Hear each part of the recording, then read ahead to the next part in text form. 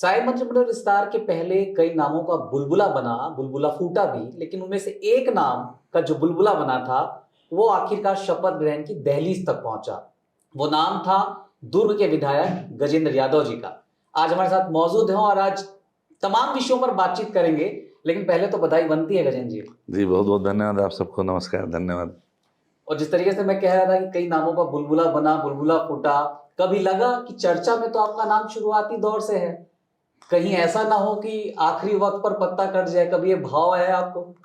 भाव इसलिए नहीं आया कि कभी भाव कब आता है, डर कब आता है, जब कोई चीज़ के लिए आप सोचे हुए हैं वो होगा कि नहीं होगा, उसमें डर, भाव, भय आता है। मैं तो एकदम निश्चिंत था। निश्चिंत इसलिए था कि मैं सोचा भी नहीं था। 1.5 साल पहले तो विधायक बन जाऊंगा, ये नहीं सोचा था। पार्टी के वरिष्ठ जनों का आशीर्वाद मिला, ध्रुव की जनता ने उस आशीर्वाद पे मुहर लगाया, अपना आशीर्वाद दिया और मैं विधायक बन गया। तो अनायास, बिना बहुत मेहनत के, पार्टी ने एक सामान्य कार्यकर्ता को विधानसभा टिकट दे दी। ये एक बड़ी उपलब्धि थी। तो जब भी समाचार पत्रों में आता था, लोग बोलते थे, न्यूज़ चैनल में जब ब्रेकिंग चलता था जी। तो मैं लोगों को बोलता था, वो लोग बधाई देते थे तो मैं बहुत सामान्य उसको लेता था, कुछ भाव प्रकट नहीं करता था। तो लोग लगता था, अरे नाम आ रहा है तेरे करके। तो मैं उनको मजाक में बोलता था, अरे मैं विधायक तो हूँ ना। हमारी भी बातचीत होती है विधानसभा में, कई दफे हाँ। हमने आपसे पूछा। तो पार्टी एक सामान्य कार्यकर्ता को छत्तीसगढ़ विधानसभा के दहलीज तक पहुंचा दी। जो जिम्मेदारी है उसको ईमानदारी से करे, वही अपने लिए खुशी थी। इसलिए मैं कभी इस विषय में चिंता नहीं किया कि बनूंगा नहीं बनूंगा, क्या होगा। मैं सोचता था कि दुर्ग शहर की जनता ने विधायक के रूप में दिया है, अच्छा से काम करूं, ये मेरा प्राथमिकता था। दुर्ग से आप विधायक हैं, दुर्ग से ही भाजपा की सरकार में हेमचंद यादव एक मंत्री हुआ करते थे जो यादव समाज का प्रतिनिधित्व करते थे सरकार के भीतर, लेकिन एक लंबा गैप भी आया। अब चूंकि आप समाज का प्रतिनिधित्व भी सरकार में कर रहे हैं, तो लगता है कि, या आप ये मानते हैं कि ये भी एक बड़ा फैक्टर रहा कि यादव समाज चूंकि राज्य में ओबीसी वर्ग में दूसरे नंबर का ऐसा समाज है जिसकी जनसंख्या बहुत ज्यादा है, ये भी एक आधार है कि आपके मंत्री देखिए, बनाए जाने के पीछे? एकदम स्पष्ट है। माननीय विष्णुदेव साय जी की जो सरकार है, भारतीय जनता पार्टी के माननीय मोदी जी गारंटी पे जो हमारी सरकार है, सभी वर्गों के लिए, सभी की चिंता करने के लिए, सभी समाजों की चिंता करने वाली सरकार है। अभी आप देखेंगे, ऐसा छत्तीसगढ़ का कोई बड़ा वर्ग नहीं बचा जो जिसको भारतीय जनता पार्टी ने प्रतिनिधित्व नहीं दिया। सभी समाज के लोगों को, सभी जातियों को, लगभग जो बड़ी जातियों को जो मंत्रिमंडल में नहीं है उनको, और दूसरे पदों में जो आयोग, चेयरमैन, बोर्ड, सारे जगह कहीं न कहीं सभी वर्गों को प्रतिनिधित्व दिया है भारतीय जनता पार्टी। संगठन में, सत्ता में, आयोग में, निगम में ऐसा कोई जगह नहीं है कि किसी क्षेत्र का व्यक्ति छूट गया हो, कोई समाज का व्यक्ति छूट गया हो। जितने जो सब वर्गों में जो काम करने वाले हमारे जो भारतीय जनता पार्टी कार्यकर्ता हैं, उनको एक समुचित स्थान पार्टी ने दी है। तो पार्टी ने आज मुझे भी दिया है। मैं तो माननीय विष्णुदेव साय जी का आभार व्यक्त करता हूँ, हमारे केंद्रीय नेतृत्व के प्रति भी आभार व्यक्त करता हूँ कि उन्होंने छत्तीसगढ़ में रहने बसने, हर जात समुदाय, सभी लोगों की चिंता भारतीय जनता पार्टी ने की।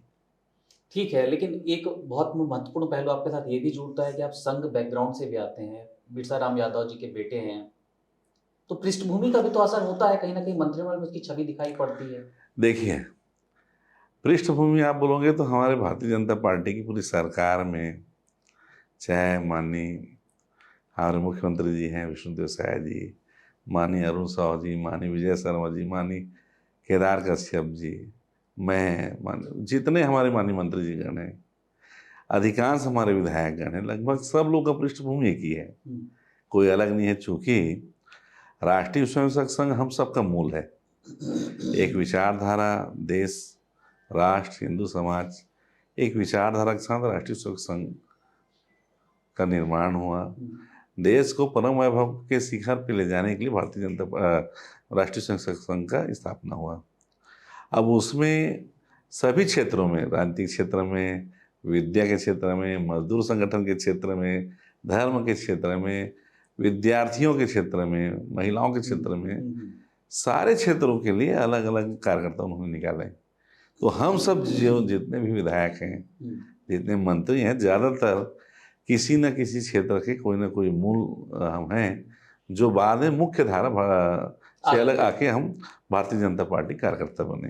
खैर ठीक है, बीजेपी दूर की कौड़ी खेलती है, स्ट्रेटेजिकली बीजेपी दूर की कौड़ी खेलती रही है, और बीजेपी कोई फैसला लेती है तो कहीं ना कहीं एक लंबी रणनीति उसके पीछे होती है।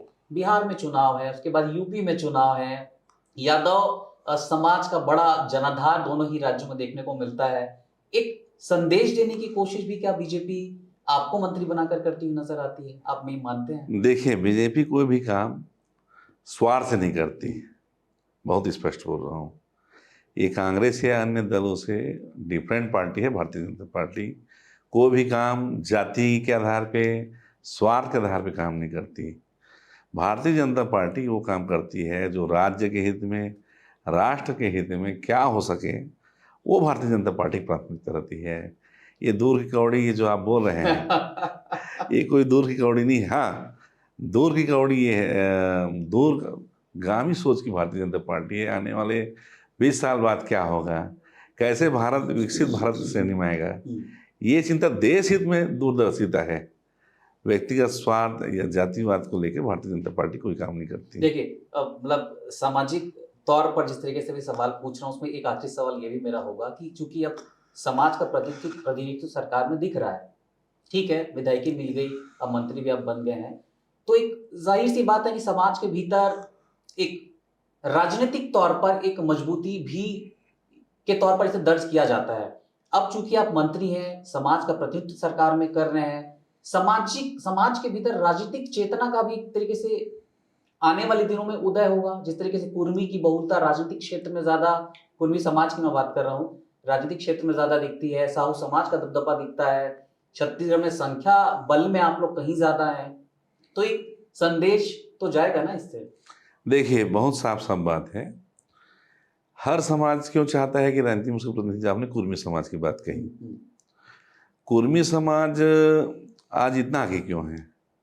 क्योंकि शुरू से राजनीतिक रूप से छत्तीसगढ़ में नेतृत्व करता वो समाज रहा। राजनीति में कुर्मी समाज की बहुत बड़ी संख्या में लोग रहे।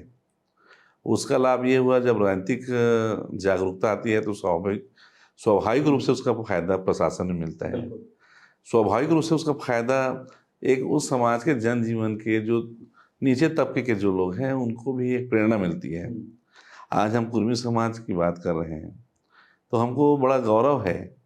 छत्तीसगढ़ में कुर्मी समाज ऐसा समाज है जो सर्वाधिक डॉक्टर उस समाज ने दिया जी। मैं एक उदाहरण के तौर पे बोल रहा हूँ, जिस समय लोग मलेरिया बीमारी से ग्रस्त थे तो मध्य प्रदेश ज़माने में अगर कोई डॉक्टर बना मलेरिया विशेषज्ञ तो हमारे दुर्ग के डॉक्टर सुदामा चंद्राकर जी बने। हड्डी रोग अब बहुत बड़ा प्रॉब्लम है, एक्सीडेंट होते हैं, घटनाएं दुर्घटनाएं होती हैं। आपको मालूम होगा कि वो मध्य प्रदेश ज़माने में सबसे बड़ा अगर हड्डी कोई रोग विशेषज्ञ है तो डॉक्टर अरुण मडरिया जी थे शुरुआत में। हार्ट की बीमारी आज लगभग बहुत तेजी से बढ़ गई है। 90 के दशक हार्ट की बीमारी क्या होती लोग जानते नहीं थे, लेकिन उस समय भी हार्ट स्पेशलिस्ट अगर कोई थे तो दुर्ग के डॉक्टर MP चंद्राकर जी थे। अच्छा, तो ये जो समाज है, ये तो मैं एक क्षेत्र में बोला हूँ डॉक्टर के रूप में, बहुत से प्रशासन में भी कुर्मी समाज के लोग हैं। उसका एक बड़ा कारण ये रहा, शुरुआत में ही जब नेतृत्व क्षमता आई तो जब राजनीतिक रूप से कोई समाज आगे आता है तो स्वाभाविक रूप से उसके साथ साथ प्रशासन में, व्यवसाय में, व्यापार में, खेती में, सेवा के क्षेत्र में भी एक जागरूकता आती है। अभी सबकी इच्छा यही रहती है, उसका मूल वही है, अगर उस समाज से कोई नेतृत्व करता आगे आता है राजनीतिक रूप से तो वो समाज के अनान्य जो लोग हैं उनको निश्चित तौर पे एक बल संबल मिलता है। ठीक है, एक मैसेज तो जनरेट होता है इससे। जी जी। एक चुनौतीपूर्ण विभाग आपके हिस्से आया है, स्कूल शिक्षा विभाग, और चर्चा भी रही है जब से मंत्रिमंडल में आपके नाम की चर्चा उठती रही है, तब से चर्चा होती रही कि स्कूल शिक्षा विभाग आपके हिस्से आएगा, आया भी। कोई प्राथमिकताएं आपने तय की है? सबसे बड़ा सेटअप वाला विभाग है, चुनौतियां सबसे ज्यादा है, संख्या सबसे ज्यादा फाइलों की इसी विभाग से गुजरती है, प्राथमिकताएं क्या तय की आपने? देखिए, प्राथमिकता तो मैं बहुत स्पष्ट है। माननीय मुख्यमंत्री श्रद्धेय विष्णुदेव साय जी ने ये विभाग जो मुझे दिया, मैं पहले उनके प्रति आभार व्यक्त करता हूँ। और स्कूल शिक्षा जो मौलिक अधिकार है लोगों का, स्वास्थ्य, शिक्षा, भोजन, शिक्षा आज हर नागरिक की बहुत आवश्यकताएं हैं। यदि बच्चा शिक्षित रहेगा, अच्छा पढ़ा लिखा रहेगा, तो स्वाभाविक है वो पीढ़ी सुधर जाती है। तो आज जो और स्कूल शिक्षा तो बहुत आवश्यक है जी। जनजीवन को। और मुझे ये मेरे को बहुत सौभाग्य, मैं बहुत किस्मत वाला हूँ कि इतने योग्य लोगों में माननीय मुख्यमंत्री जी ने मुझे इस विभाग को के लिए चुना। मेरी इच्छा ये है कि अभी जो स्कूल शिक्षा विभाग में, चूँकि अभी राष्ट्रीय शिक्षा नीति 2020 जो लागू हुई, पिछली सरकार ने उसको लागू नहीं किया। माननीय विष्णुदेव साय जी की मंशा है कि हम राष्ट्रीय शिक्षा नीति के तहत आने वाले समय हमारे बच्चों को हम पढ़ाएं। साथ ही साथ जिन स्कूलों में शिक्षकों की कमी थी उनको अपन पूरा करें, गुणवत्तापूर्ण शिक्षा हो। अभी जब से कपिल सिब्बल जी केंद्रीय एचआरडी मिनिस्टर थे, उस समय उन्होंने शिक्षा का अधिकार एक कानून लाया। कानून बहुत अच्छा बनाया, लेकिन उसमें कुछ कुछ कमियां थी, कुछ दिक्कत थी, जिसमें परीक्षा लेना बैन हो गया। अब मुझे बताओ, आप कोई चीज़ का एग्ज़ाम नहीं लाओगे तो आप तैयारी कैसे करोगे पढ़ने की? तो उससे कहीं ना कहीं शिक्षा के स्तर में गिरावट आया। हम लोग चाहते हैं कि जो बीच में जो पूर्व गवर्नमेंट की जो शासन की जो ऐसी नीति जिसके कारण कुछ त्रुटियां हो गई है, वो त्रुटि को सुधारते हुए शिक्षा के स्तर हम आगे बढ़ाए। जैसे अभी हम लोग पढ़ने जाते थे तो पहली कक्षा में पढ़ते थे तो अ आ ख ख लिखना सीखते थे, दूसरी में जोड़ना सीखते थे, शब्द बनाना सीखते थे, तीसरी में हम आवेदन पत्र बनाना सीखते थे। 5वीं तक का बच्चा पूरा हिंदी अच्छे से पढ़ लेता था, वर्णमाला पूरा आता था। 25 तक का पहाड़ा उसको कंठस्थ हो जाता था। आज क्या हो रहा है? आज वो बच्चे, वो 12 खाड़ी हम बोलते हैं उसको, 12 खाड़ी छोड़ गए। उसका दुष्परिणाम क्या हुआ? आज एक किसी बच्चे को जो इंग्लिश 9 के बच्चे को आप इंग्लिश में कोई चीज़ पूछेंगे तो बहुत अच्छे से वो इंग्लिश में जवाब दे सकता है, लेकिन अगर हम बोले कि उसको लिख के दो तो वो लिख नहीं पाता। ये कहीं ना कहीं त्रुटियां हैं। तो मैं चाहता हूँ जो बहुत सोची समझी प्लान के तहत जो 12 खाड़ी जो पद्धति थी शिक्षा व्यवस्था में, बेसिक जो शिक्षा है, प्राथमिक शाला है, वहाँ अगर हम बहुत मजबूती शिक्षा दें तो स्वाभाविक है प्राइमरी बहुत अच्छा रहेगा, तो बच्चों का हाई स्कूल हायर सेकेंडरी बहुत बढ़िया जाएगा। जहाँ अगर हाई स्कूल हायर सेकेंडरी बहुत अच्छा रहा तो हम सब जानते हैं, हमारे बच्चे हैं, हमको ये बताया जाता था कि 9th से लेकर 11th जीवन के बहुत महत्वपूर्ण क्लासेस होते हैं।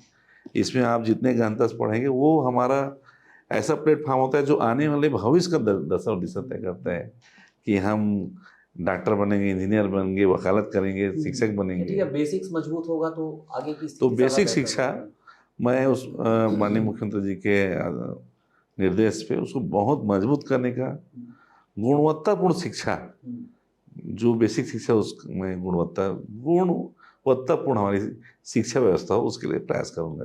ठीक है, गुणवत्तापूर्ण शिक्षा पर जोर देने की वकालत आप कर रहे हैं, लेकिन ठीक इस वक्त एक सवाल ये भी खड़ा होता है कि एनुअल स्टेटस रिपोर्ट, यानी जिसे असर की रिपोर्ट भी कहते हैं, जो केंद्र सरकार राज्यों की तैयार करती है, तमाम पैरामीटर्स में छत्तीसगढ़ के बच्चे पिछड़ते नजर आते हैं उस स्टेटस रिपोर्ट में। 1ली से 5वीं तक का बच्चा जो है अक्षर ज्ञान नहीं हो पाता। हालांकि आप सुधार की बात कर ही रहे हैं, ये तमाम चीजें आप ऑलरेडी कह ही चुके हैं, लेकिन फिर भी प्राथमिकताओं के तौर पर आपने कुछ खाका तैयार किया होगा। गुणवत्ता शिक्षा किस तरीके से स्कूलों तक पहुंचाई जाए, ये तो व्यवस्था आपने शायद दिमाग में तैयार कर ली। पूरा दिमाग हम एकदम स्पष्ट है। अभी मैं पदभार ग्रहण करने के पहले एक बैठक लिया जिसमें सारे HODs आए थे।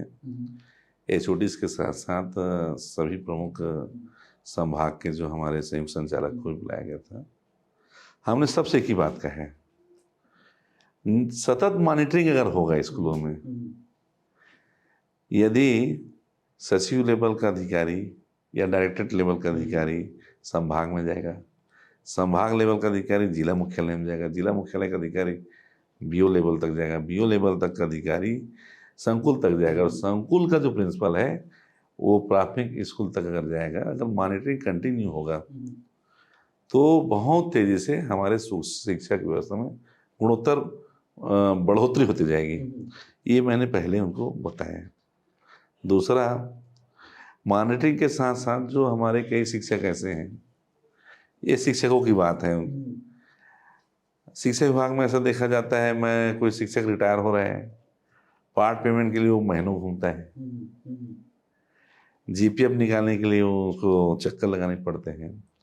सारे अधिकारी को निर्देश दिया गया है कि आप 2 महीने के अंदर पूरे प्रदेश के सारे टीचरों का सर्विस लॉगबुक दुरुस्त करें। अच्छा। उसमें उसकी जो व्यवस्थाएं हैं, वेतन, आहरण, भुगतान, वो दुरुस्त होगा।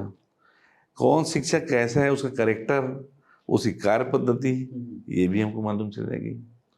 तो बच्चों के साथ साथ शिक्षकों के भी जो समस्याएं हैं उसको भी हम दूर करने का प्रयास करें। शिक्षकों का आपने जिक्र किया, गुणवत्ता की भी हम बात कर रहे हैं, लेकिन पिछले 1 महीने का ही मैं आपको कुछ तस्वीरों से आपको ताल्लुक कराना चाहूंगा कि कुछ ऐसी तस्वीर आई कि कहीं शिक्षक जो है वो शराब पीकर स्कूल पहुंच गया, प्रधान पाठक। कहीं ऐसी तस्वीर आई कि कोई प्रधान पाठक जो है किसी सरकारी स्कूल में बच्चों से धान की छटाई करा रहा है। तो सख्ती कैसे बरतेंगे, क्योंकि कहीं ना कहीं गुणवत्ता प्रभावित तो होगी यहाँ पर। सख्ती कैसे बढ़ेंगे, मैं तो शुरू में बोला, अगर लगातार मॉनिटरिंग होगा, आप जिन स्थलों की बात कर रहे हैं, कहीं ना कहीं दूरस्थ दुर्गम वनांचल क्षेत्र है, ट्राइबल क्षेत्र है, या शहर से दूर जो स्कूल है, वहाँ ये शिकायत आई है ज़्यादातर शिकायत। हाँ। अगर लगातार ऊपर से लेकर नीचे तक मॉनिटरिंग अगर सही होगा तो ये जो कमियां हैं वो धीरे धीरे खत्म हो जाएगी।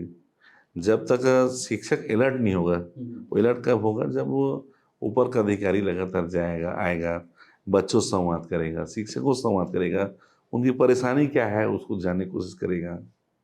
तो ऊपर का अधिकारी नीचे तक जाए, इसकी मॉनिटरिंग व्यक्तिगत तौर पर आप करेंगे? मैं खुद करूंगा, हर महीने के महीने हम बैठक करेंगे। दूसरा, हमने ये भी तय किया है, जो प्रतिदिन शिक्षक लोग प्रतिदिन जो अलग अलग ये जानकारी भेजे, वो जानकारी भेजे, जो चलता है विभाग में रूटीन जो प्रक्रिया है, वो सारी प्रक्रियाओं को हमने कहा है एक चार्ट आप बनाइए, जितनी जानकारी है आप एक चार्ट में आप उसको तय करिए। वही चार्ट चाहे समग्र शिक्षा भेजे, चाहे बीओ भेजे, चाहे डीओ भेजे, एक रूपता रहे। कोई चीज़ हम किसी विषय के बारे में जानकारी ले रहे हैं, मान लो कोई स्कूल है, अब बोले यहाँ दर्ज संख्या कितने हैं, तो एक बीओ एक चिट्ठी अलग भेजा, वहाँ फलाना स्कूल का दर्ज संख्या कितने भेजो। फिर पता चला वहाँ शिक्षकों की संख्या है तो दूसरा चिट्ठी आया, उनकी शिक्षकों की संख्या भेजो। तीसरा पता चला कि कौन कौन विषयवार हैं, कौन कौन नहीं। जो एक काम को कई अलग अलग पत्रों के माध्यम से करने के बजाय एक पत्र में आप सारी जानकारी लें, तो उससे ये फायदा होगा जो शिक्षक स्कूल में रहकर भी बहुत सारे जो कागजी कार्यवाही में जो व्यस्त रहते हैं, उससे उनको थोड़ा निजात मिलेगा और वो फोकस रहेगा बच्चों को पढ़ाने में। ठीक है। एक सवाल यहाँ पे ये खड़ा हो रहा है, राष्ट्रीय शिक्षा नीति का आपने चूंकि जिक्र किया, मातृभाषा पर भी जोर दिया गया है स्थानीय स्तर पर। आप कितने सहमत हैं और आपका क्या प्रयास होगा कि छत्तीसगढ़ में प्राइमरी एजुकेशन कम से कम मातृभाषा में हो? इसमें मैं थोड़ा सा मातृभाषा में पक्षम हूँ, लेकिन प्राइमरी एजुकेशन में मातृभाषा के बजाय अगर हम मिडिल या हाई में दें तो ज़्यादा बेहतर होगा तुलनात्मक रूप से। उसके कारण मातृभाषा हर बच्चा अपनी माँ के गोद से निकलते ही वो सीख जाता है, उसको सिखाने की जरूरत नहीं पड़ती। जो राष्ट्रभाषा है, जिसकी पांडुलिपि है, जिसे हम पढ़ते हैं, जिसे हम लिखते हैं, वो हिंदी है, जिसकी वर्णमाला है। तो मैं चाहता हूँ पहले वो हिंदी वर्णमाला को, हिंदी के वाक्यों को, शब्दों को अच्छे से पढ़ सके, लिख सके।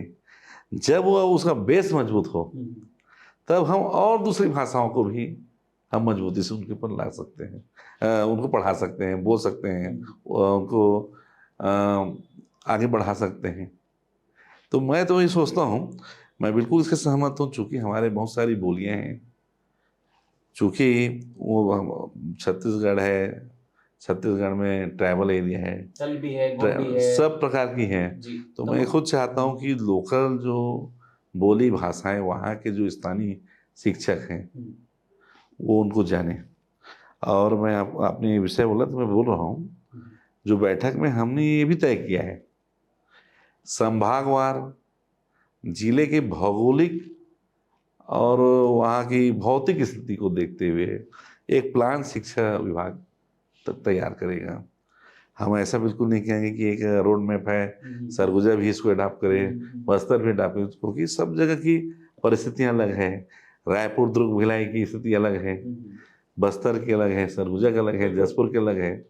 तो जो स्पेशलिटी जो उस क्षेत्र में है उसको एक मापदंड बना के हम उसके आधार पर काम करेंगे, ऐसा हम प्लान किए हैं। ठीक है, एक शिक्षा मंत्री के रूप में आप, जब 3 साल का वक्त है आपके पास, 3 साल में एक शिक्षा मंत्री के तौर पर ऐसी कौन सी बड़ी उपलब्धि आप देखना चाहेंगे जब ये कार्यकाल खत्म होगा? कोई देखिए, मंत्र होगी? मैं एक बहुत साफ बात करना चाह रहा हूँ।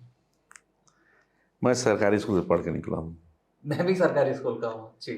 मैं जब पढ़ता था सरकारी स्कूल में, कई हम लेख पढ़ते हैं, कई बड़े बड़े पत्रिकाओं में, न्यूज़ में पढ़ते हैं। तो मैं जब साइंस कॉलेज में पढ़ता था तो प्रतिदिन लाइब्रेरी जाने का आदत था। तो लाइब्रेरी में एक लेख आया था कि देश के 95% IAS IPS या सर्वोच्च पद में रहने वाले सारे लोग सरकारी स्कूल में पढ़े हुए लोग हैं।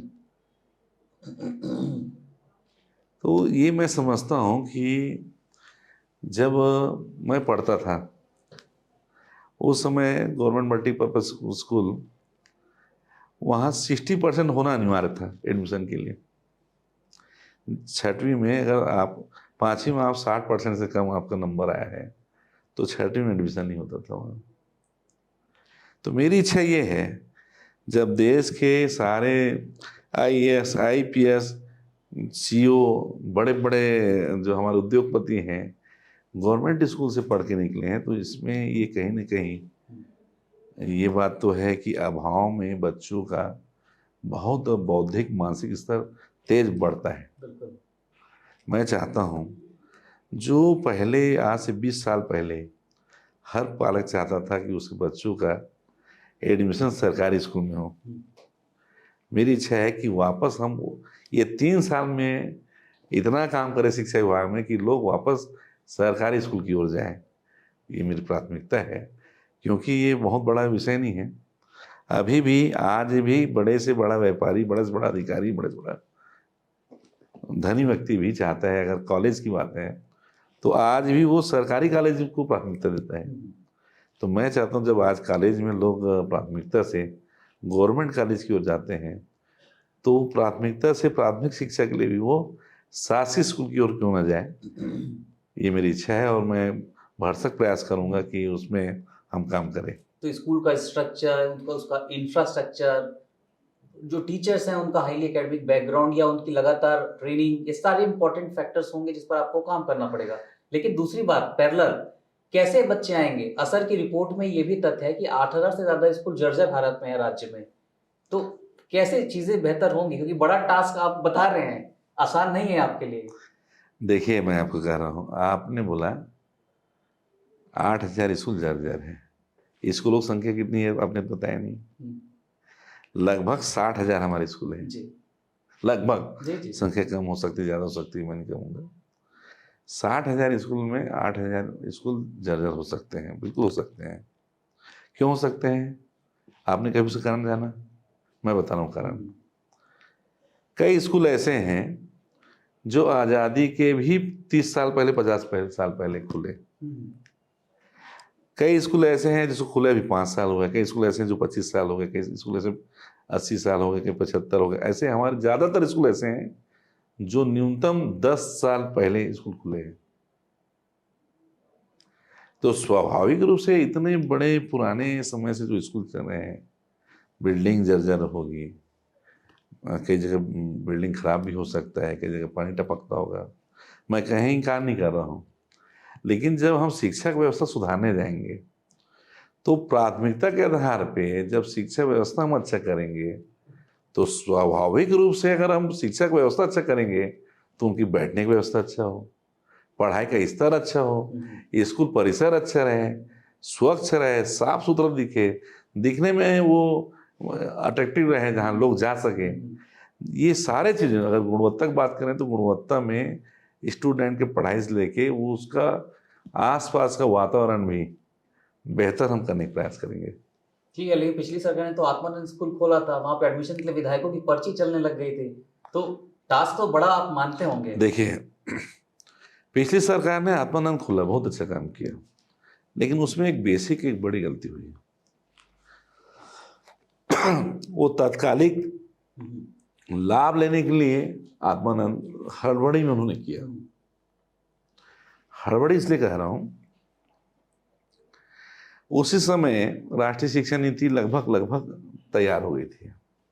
माननीय प्रकाश जावड़ेकर जी एचआरडी मिनिस्टर थे, उन्होंने पूरे देश में एक नियम लागू किया, कोई भी शासकीय स्कूल, सेंट्रल का स्कूल हो, प्राइवेट स्कूल हो, वहाँ पढ़ाने वाला शिक्षक डीएड बीएड अनिवार्य करना चाहिए। जी। उससे शिक्षक के पढ़ाने का स्तर में सुधार आता है। जब शिक्षक बहुत अच्छा रहेगा, स्वाभाविक रूप से उसका लाभ बच्चों को मिलेगा। स्वामी आत्मानंद स्कूल जब प्रारंभ हुआ, उसमें बड़ी गलती ये हो गई कि उसकी भर्ती प्रक्रिया ही संदेहास्पद थी।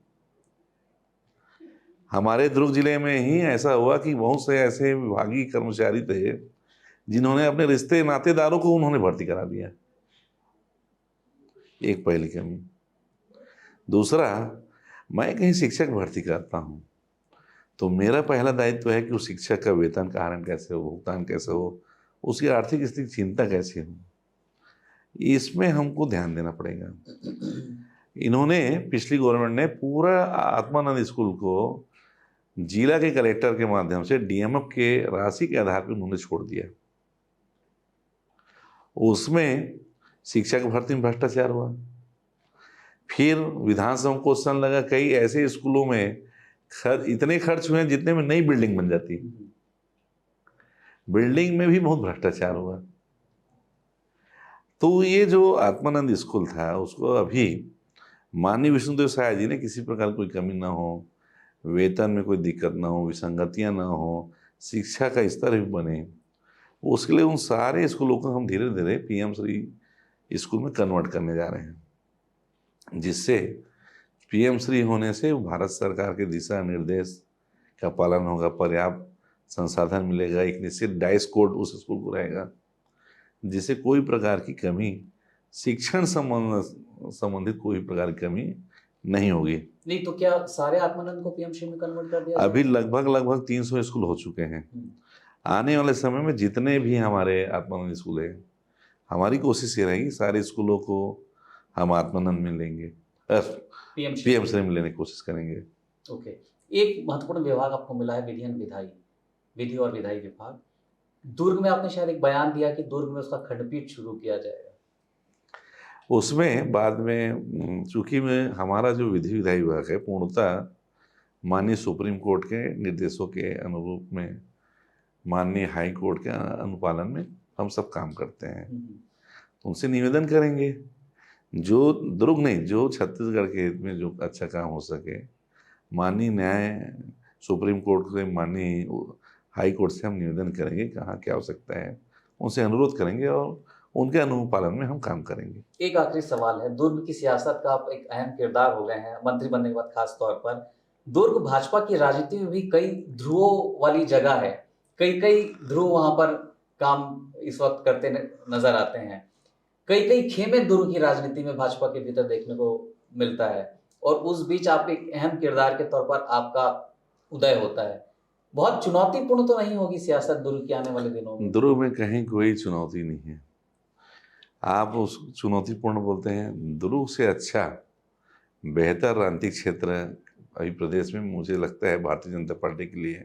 बाकी सारे जिले हमारे अनुकूल हैं, दुर्ग भी बहुत अच्छा है, क्योंकि वैचारिक रूप से दुर्ग जो है पूर्णतः भारतीय जनता पार्टी विचार कहीं दुर्ग जिला है, आप देखे होंगे वोट ऑफ परसेंट के हिसाब से छत्तीसगढ़ में विधानसभा में भी, अविभाजित दुर्ग की बात कर रहा हूँ, विधानसभा में भी दुर्ग का बहुत अच्छा रिजल्ट आया। वोट ऑफ परसेंट के हिसाब से लोकसभा परिणाम भी बहुत बड़े, मतलब विजय बघेल जी बहुत बड़े अंतराल से जीते हैं। नगर पालिका निगम दुर्ग की जब महापौर चुनाव हुआ तो उन्होंने भी वोट ऑफ परसेंट के हिसाब से एक बड़े मतों से हम चुनाव जीते। विचार परिवार के हिसाब से वैचारिक रूप से पूर्णतः भारतीय जनता पार्टी के पक्ष का हमारा दुर्ग जिला है। और आप जिसको बोलते हैं धड़े में बांटने वाले, ये हमारे जितने वरिष्ठ नेता हैं ये जीवन लगा दिए दुर्ग के भारतीय जनता पार्टी के पौधे को सींचने में।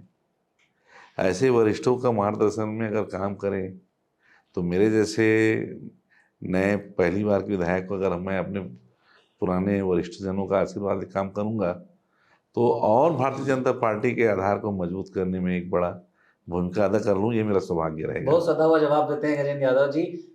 छत्तीसगढ़ सरकार के स्कूल शिक्षा मंत्री हैं, हाल में इनकी नियुक्ति हुई है।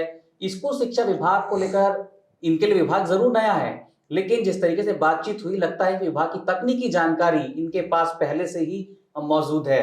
हालांकि इस वक्त हम उन्हें बहुत बहुत शुभकामनाएं देते हैं कि नई जिम्मेदारी है, नई चुनौतियां उनके सामने हैं और 3 साल बाद, हालांकि 3 साल का ही कार्यकाल उन्हें उनके हिस्से आ रहा है, 3 साल बाद जब इस टर्म या ये कार्यकाल जिसे जो भी कहें खत्म होगा, तब क्या हिस्से आया, कौन सी उपलब्धि हिस्से आई, इन तमाम विषयों पर उस समय भी उधेड़-बुन के हालात तो बनते नजर आएंगे और तब भी हम सवाल लेकर इनके बीच हाजिर होंगे। जी, बहुत बहुत धन्यवाद भैया, शुक्रिया गजेंद्र जी, बहुत बहुत धन्यवाद भैया।